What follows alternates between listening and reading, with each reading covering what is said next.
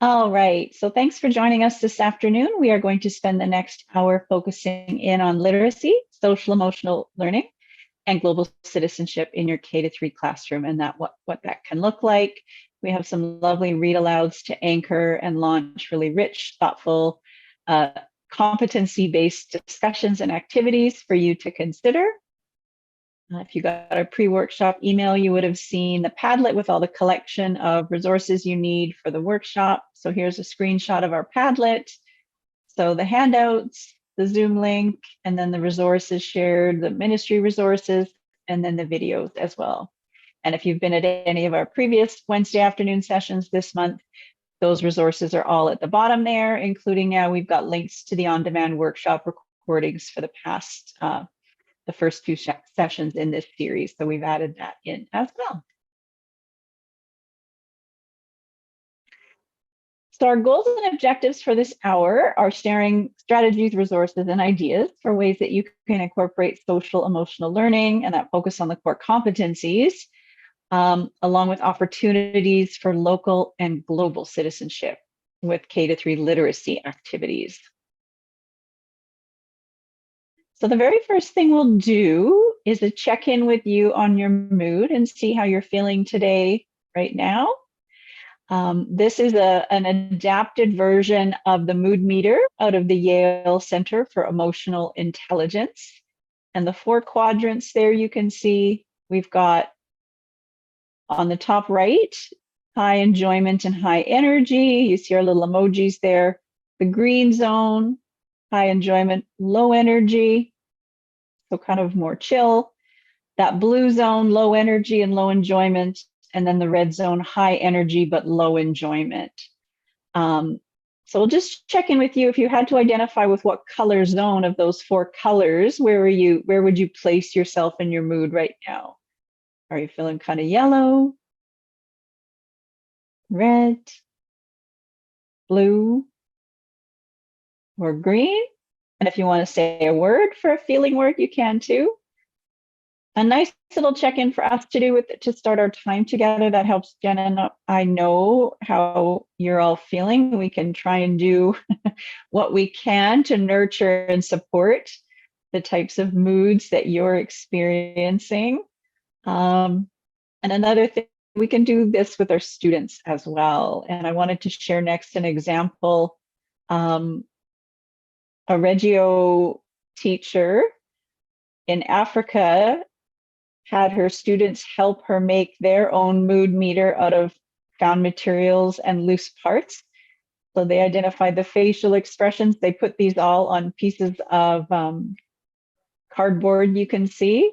And so the students can identify how they're feeling each day. But it's just very lovely. I thought we would share that as an interesting example of something else you could do with that. And if you do look online and search for mood meter with the American spelling or Canadian, you'll see lots of really wonderful examples of what teachers have done with it in terms of creating a classroom bulletin board or having their students help them make a mood meter in their classroom and that becoming part of their daily routines for those emotional check-ins. And another check-in we wanted to do that was a little more in depth with the focus on how you're taking care of yourselves. So we've got 6 questions here for you to consider. And what we'll ask you to do is find the one that resonates the most with you. And we'll put a minute timer on with some music and give you that minute to reflect and think about what your answer would be for your chosen one of these 6, just one, and share your answer with us in the chat box. And then we'll have a nice little collection of different self-care strategies and routines and activities that we can all benefit from. So thinking about these things and how we can feel if we skip or miss these self-care opportunities through the day and how that can add to how feeling kind of in that blue or the red zone. And again, thinking of that responsibility we have for our students, not just with the curriculum, but for their self-care and their wellness as well, and nurturing and supporting it and checking in with them about the social emotional piece, but also teaching them and equipping them with that knowledge and understanding of examining their feelings and expanding their feelings vocabulary And then also tying that to strategies that they can choose from to take care of themselves if they are feeling less than ideal or stressed or agitated or like they need a break, so that they know some things that they can do to take care of themselves. So we can support them, but how can we also empower them to advocate for themselves and their needs based on their mood and their feelings, depending on what's going on for them. So Mark Brackett, he is the director at Yale Center for Emotional Intelligence. He's a fabulous speaker. He's got lots of things online and presentations. He regularly does a book study with his book called Permission to Feel. It is targeted towards educators to support students, and the mood meter is a big part of that, but giving educators and kids the permission to feel all their feelings and strategies to support. So here's his tweet from recently, asking educators their top concerns about students. So the top 3 concerns about students were anxiety, mental health, emotional regulation, and behavior. And I think we can probably relate to that and think of students in our class this year and past years. So he's still trying to create that revolution and that wave of centering the work of social emotional learning and core competencies. So we're lucky in BC that it's been brought into the curriculum. It's been going on, I think, 6 or 7 years now that the core competencies have been part of our curriculum and our goals and our focus, which is really wonderful. And yeah, this is his quote: "We are leveraging emotions to create healthier and more equitable, innovative, and compassionate communities." So we think about our classrooms being those communities on a small level, and how the work that we do investing in supporting and nurturing and helping students manage their emotions will benefit them on a holistic wellness level, but also their education as well, and what they're able to take and learn and absorb in school to fuel them on to future grades. So when we look at social emotional learning, CASEL really is, I think Jen's called them the mothership, which I liked that term a lot. They're sort of the granddaddy of all things social emotional learning. And so their organization, CASEL, stands for the Collaborative Academic Social Emotional Learning. And we've linked out the website in our workshop and on the Padlet. And so they break it down and explain it this way. So understanding and managing emotions. So it's one thing to understand them, but then managing is a different thing that's more complex. Being able to set and achieve positive goals, feel and show empathy, establish and maintain positive relationships, and make responsible decisions. So in a way, it's about how we design and set up teaching and learning in our classrooms, as well as what we're teaching and where we're learning. So looking at our environment in our classroom, that it's a hospitable environment and students feel safe to take risks. So this is setting them up for success, both in school and academics with the curriculum, but also for those life skills they can take with them. And I think probably whenever we do workshops on SEL, I think someone comments that they know some adults that still struggle with some of these skills. So thinking about some of us of a certain age, we might have benefited from having this kind of education and awareness and conversations when we were in primary and elementary school, and thinking about that, how that might have changed the trajectory for our social emotional wellness through the years and our education experiences, but also our success in navigating relationships and taking care of ourselves in the context of school and work and life and all the people that we're in relationship with as adults.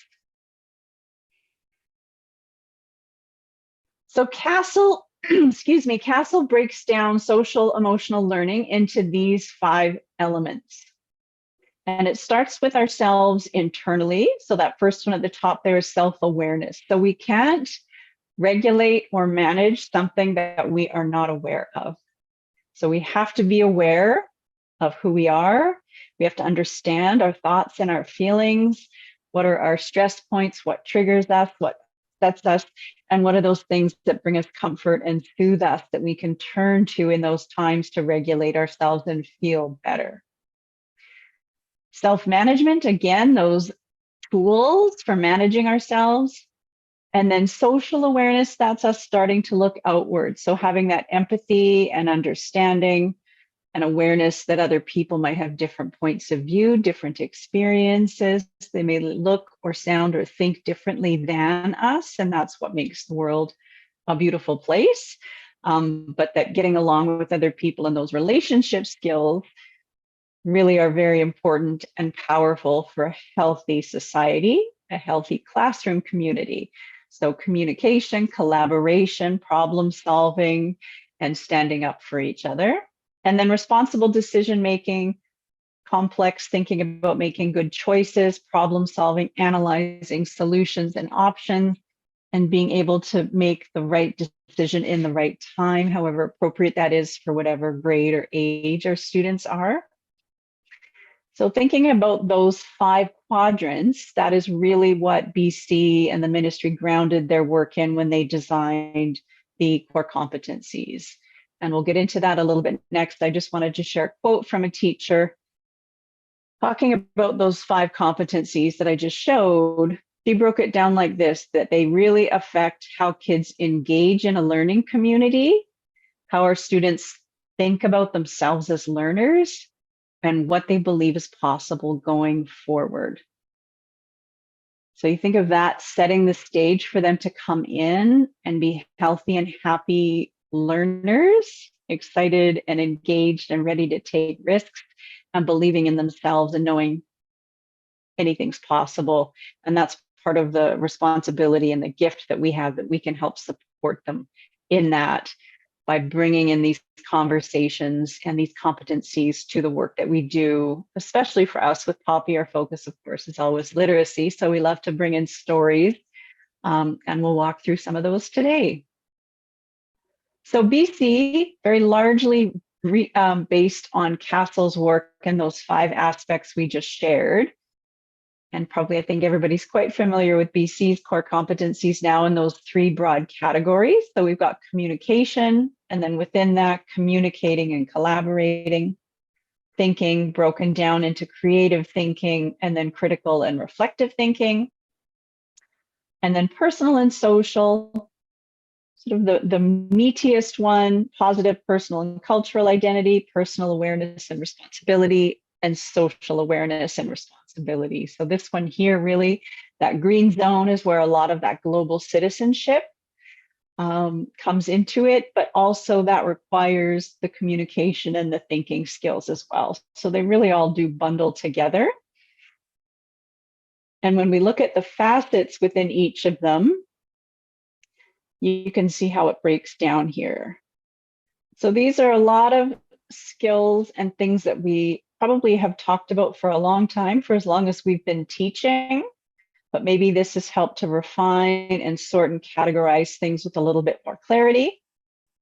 And you can see that with a lot of activities we might do, even something like playing a game in gym or going out and having free time at recess or on their lunch break, with all of their interactions with their peers, our students often are having to draw on and use collaboration, creative thinking, reflective thinking, problem solving, self-regulation, caring about the environment in their community, if there's litter on the ground, all that kind of stuff. They're drawing on these all the time, both in the classroom when they're doing activities and learning through all the different curricular areas, but they're also drawing on them in their navigating their social interactions with their peers.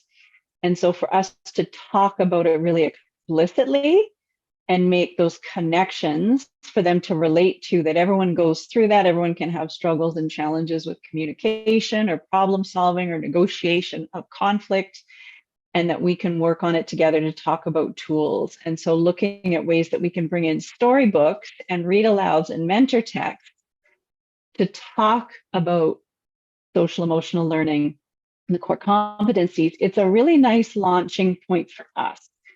So picking books, it's easy and fun for us to be intentional about supporting the core competencies. The stories, as always with anything, helps kids better understand concepts and life experiences. So we can look at the characters in the book and see their behaviors, their emotions, their learning situations, the dilemmas, the problems that they have to face and solve.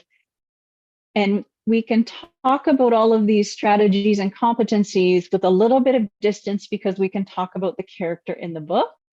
And yet our students can relate probably to a lot of what they're going through. So by bringing these in and normalizing this and having these be in our classroom conversations on a daily basis, even big or small, can really help our students start to see and understand and make the connections that are there, but we're just teasing them out to be a little more obvious and making our classrooms a safe place where our students know it's safe to talk about their feelings and not just that everyone needs to be happy and cheerful all the time, that it's okay if we're struggling or having a hard time or not having a great day, and that there are resources and supports and people who care about us to help when more support is needed. So our focus as we go through our 4 stories for this session, we're starting with a small zone at our home. So the dinner table, and this probably is something you can relate to. It's one of Peter Reynolds' new books. If you haven't seen it, you will enjoy it. So this is our table. So we'll listen to the story and then we'll do an activity afterwards. Lovely. All right, so we're going to give you about a minute and a half here to do some reflection. You can do some drawing if you're feeling creative, or it could just be a writing activity. So what they said in the book there, that table was a place to come together and share stories and make memories, which I think we can all relate to. So this is something we'll have you do. And yes, Jen, I was going to say that, but Violet was Violet. Yes, and then at I the hadn't noticed that before, so I was like, the color came to life. It became more of a rainbow of colors once that new table was built and they had reconnected and gathered together at the table at the end. It was beautiful. So we're posing this to you. This could be something too you could do with your students as well. So drawing a picture of a table in your life. It might be your kitchen table. I had a kitchen nook when I was a kid that I loved. My sisters and I loved climbing into and having breakfast, lunch, and dinner. But also we loved going to my grandparents because they had a really big dining room table that was dark wood and seemed just gigantic. So bringing in a picture of the table that's in your life, and then who are the people you care about that are at that table? Who do you want at your table connected to you? And then what we will get you to do, if you can come up with a brief story describing a memory that you have of a gathering at your table, a special time or memory or meal that you shared together. Write a few sentences. And if you're comfortable, we'd love to hear a little bit, even a synopsis or a summary of what kind of table it was and who might be there with you. Or if you did have a special memory, we'd be thrilled if you shared that with us as well. So put 90 seconds of music on for you to focus and do some reflecting and writing. And then please, if you're comfortable, share in the chat box. Thank you for sharing those. So you can see, if we look at what competencies this type of a read aloud and a story and a conversation, obviously if we were together, it would be really nice to have more of an authentic back and forth conversation talking than using the chat box, but we have to use this and adapt because of Zoom. But it also gives us a way to connect with you all around the province. So if you look at the ways that this conversation, the reflection, if you did a drawing of the table and did some writing about your special people and a memory, we're really supporting that communication competency, but also positive personal and cultural identity. So understanding relationships, and then that social awareness has that building relationships and contributing to community. So you think about our families being that original small little micro community. That's our first community, and how we can nurture and connect with people intentionally to have all those good feelings and those rich experiences that turn into wonderful memories for all of us. So thank you for sharing that. And we invite you to consider sharing something like this activity, having your students draw a picture of a table and who would they invite to their table. So continuing to explore our theme today of taking a look at social emotional learning and global citizenship, and zoning in on our positive personal and cultural identity. Let's turn it over to Todd Parr and let him do his magic, and then we'll have a little chat about the topic of the Peace Book. I absolutely love his books, but I can't get over how much I get out of it when I listen to him read his own books. He's so great. Okay, so I'm sure you're thinking of a ton of different things that you can do with this book, but we're going to start at a very basic level and think about what comes to mind when you hear the word peace. So take a minute, I'll put a minute on the timer, and if you could come up with 2 or 3 things to complete the phrase peace is, put them into the chat box, and we'll start to get an idea of what peace is in our world, in our little community right now. Okay, if you could press enter on the chat box, and we'll see what is peace in our small community that we're building right now. Okay, so we have lots of really great ideas. Cozy toes and hot tea. I can just feel that one. Having friends that belong in your community, absolutely. Not feeling alone. Oh, peace is sitting by the ocean, swimming together, sharing your snack at recess, helping a friend work out a problem, taking good care of the environment, full bellies, purposeful laughter. I love that phrase, purposeful laughter, or sorry, purposeful breathing, laughter, restfulness. Wonderful. Letting other drivers go, yes. And looking out for those who don't have family around. Okay, lovely. Thank you so much. Wonderful ideas there, and wonderful things to share with our students. So probably you've already gone to the place of, oh my goodness, I could do this with my students, and we could make our own Peace Is book, a class book using the artwork modeled by the lovely Todd Parr, because he makes everything so obtainable and feasible for us to work with his work as a mentor text. So wonderful, wonderful idea. Okay, so taking a look at what competencies this idea supports, so many in that personal awareness and responsibility, positive personal and cultural identity, and definitely that social awareness and responsibility, going into that idea of peace as being beyond just ourselves. It can be just ourselves, but also it can be looking at others as well, which is a lot of what you mentioned in the chat box. Okay, so I think we know that emotions, talking about emotions, is a big part of our primary classrooms, absolutely. And this can be, really quite difficult for some of our students to grasp, because it's could be, quite an abstract idea for them. So the more that we are not only just recognizing emotions, but as Lisa mentioned earlier, really looking at those causes and consequences of emotions, how to manage those emotions or regulate emotions effectively, what we need to recognize and, recognize in others, correctly label, and have some strategies are very important. And RULER is a good acronym, a little simple way that we can think about emotions and how we talk about emotions with our students.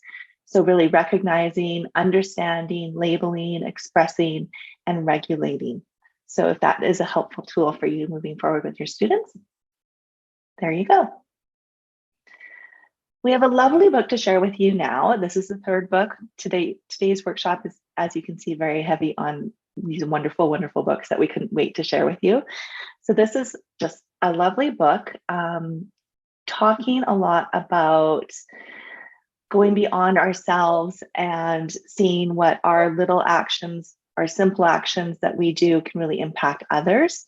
So we'll have a chat about that afterwards. Enjoy this very lovely book. Okay, a lovely story to really zone in on those small acts that impact others. So we wanted to share with you this story and also an idea that actually came from a teacher in Surrey, Lindsay James, and she worked with this storybook with her students and really zoning in on social responsibility as a core competency, and wanted them to get very familiar with what that could look like. So modeling it on the book, she had her students make these ripple effects. So going from a little girl who was walking around her large classroom, and then she saw a big yellow pencil on the ground. She picked it up, put it in lost and found, and that impacted a boy who was in a wheelchair, or possibly impacted a boy who was in a wheelchair, and then a janitor. So a lot of different ways that we can think about those small acts and how they affect others. So that is linked out on the bottom of this page here if you want to take a look at her video describing the process. Oh, thanks, Lisa. I didn't know that. That's great. Okay, so we're going to play around with this idea and have some fun with it. So thinking about a ripple effect of some helpful choice. And then the first ripple. So what was the impact of the helpful choice? A second ripple and a third ripple. So if you could reflect on a good deed that you did, or you could make one up if you want, just for the purposes of this, so that you have something to go away with and share with your students, and perhaps do something similar to this activity with them. And then write down 2 or 3 positive ripples that did or could have happened as a result. And if you could share that in the chat box, we would just love to hear what everyone's thoughts are and share in our community here. So I'm going to put 90 seconds on the timer and give you some time to think about that. Oh my goodness, how wonderful. Years later, she told you that it made such a difference in her life, how you made her feel welcome. Thank you. Yes. Okay, struggling student, made them feel accepted and supported, encouraged other students to help their classmates, and then everyone felt supported and helped. Wonderful. Shoveling snow off my sidewalk. No slipping. Letter carriers can deliver mail. Awesome. Filled the photocopier with paper. You are a lovely, lovely person. That is something I would be the person that always go to the photocopier and it was out of paper. So thank you. Yes, and holding elevator doors open for a rushing person. Wonderful. These are great, great examples, and so great to share with your students. If you can save the chat, this is very helpful to have this bank of different acts of kindness that you can share. Okay, and then of course, really building on that sense of social awareness and responsibility there, and directly connected to our core competencies as well. So this is the last story that we're going to listen to together today. And I just have to tell you a little quick story about this book and the authors. And the story is secondhand because I was working with teachers in the Sunshine Coast a couple of weeks ago, and they had just had the authors of this book in the week before. So I heard the story, but it was secondhand. So I had to tell you who first the authors are. Leona is the district principal of Aboriginal education in Nechako. Did I say that right? Nechako Lakes? Yeah? Okay. And her sister Gabrielle is a student at UNBC. So this is the story. So they were walking along and they both had earbuds on. They were both listening to different things. And they must have hit interference or something because some other voice came on through Leona's earphones. And the only thing that she caught was "be a good ancestor." And she said it out loud. And her sister said, "Oh, that's a great title for a book." And that's how the title of the book came about. So super cool to have, first of all, local authors and that really special story to share with you. So we're going to do some work with this afterwards, but enjoy this beautiful story. Okay, beautiful story, isn't it? It's definitely a special one to have so close to home. Okay, so thinking about this idea of being a good ancestor, we would like for you to practice your writing skills and write a 6-word story about being a good ancestor. So there's so much beauty in 6-word stories, because they don't have to be, they can be full sentences, but they don't have to be. They can be just creative and really zoning in on different ideas. So we're excited for you to try this out. And if you haven't used 6-word stories with your students, definitely give it a try and you'll see some powerful magic happen there. Okay, so I'm going to give you 1 minute, and if you could share your 6-word story in the chat box with us, that would be super lovely. And I'm so glad to see that already people have access to this wonderful book and they're sharing it with their students. Really lovely. Thank you for sharing these. Wonderful. Everything is connected. Take your place. Taking care helps all stay healthy. And laughter brightens the day. Start smiling. Wonderful. Keep them coming. Okay, so considering that idea of nature, being in nature, looking out for nature, that has been a theme throughout some of the books that we've been reading today, and really thinking about the fact that not only are we working with a sense of responsibility for our children and our students and thinking beyond themselves, but time in nature has so many personal benefits as well that we want them to understand so that they can continue to care for and take care of their global responsibility for taking care of the land as well. So the idea of time in nature increases happiness, it decreases stress, it increases resilience, and it increases that sense of freedom that we have. So we love this quote from Attenborough: "No one will protect what they don't care about, and no one will care about what they've never experienced." So that whole idea about giving our students lots of time in nature and having them notice the ways that they can impact globally as well, locally and globally. Okay, final quote from Mark Brackett, which we just loved. So he asked educators to fill in the sentence, "When my students are in their 20s, I hope they are." So the top answers that he got were happy, healthy, compassionate, successful, and engaged citizens. So we're going to ask you the same thing. How would you complete the sentence? When my students are in their 20s, I hope they are. And I'm going to put another minute on the timer here. If you could pop that into the chat box, it would be lovely to share and listen and hear what everyone has to say. Fantastic. Thanks for sharing. We have fun-loving, engaged citizens, joyful, confident, allies, kind, strong, healthy, confident, healthy, thoughtful. Thank you. So the last question that I'm going to ask you is to reflect on, if these are my hopes for the future, what can I do now to help prepare my students to achieve these outcomes? And I know like that I can just, from what you've shared today, that these are top of your mind every day with your students, but it's sometimes nice to have that little reflection question to consider.